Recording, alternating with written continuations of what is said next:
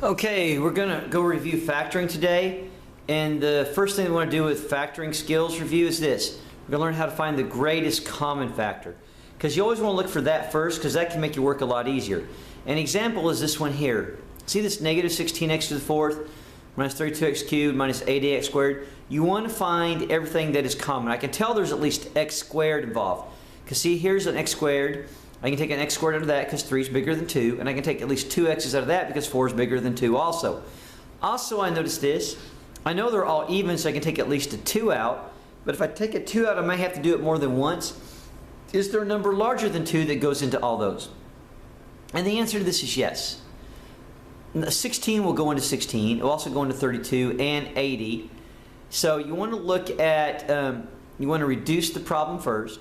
And I'm going to do this here. And because this first term is negative, I never like my first term to be negative. I'm going to divide not by just 16, but also a negative 16.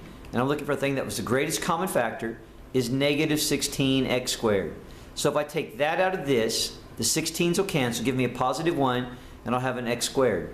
And negative 32 divided by negative 16 is positive 2, and 3 minus 2 makes 1x. And negative 16 will go into negative 80, a positive 5 times, and the x squareds cancel, and so there's no more x's. So that one is factored. That is the answer, and that won't factor anymore. That's the answer to that particular one. Let's look at one more.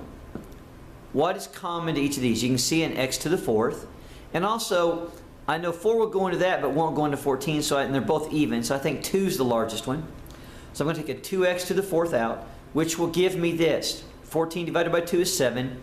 And I have that 1x left, and if I divide this by this, the x4s will cancel out completely, and negative 24 divided by 2 makes a negative 12. So there's my answer to that. That's the greatest common factor of those two problems. You want to look for what is common and take it out first to reduce it to make your work easier all the way along.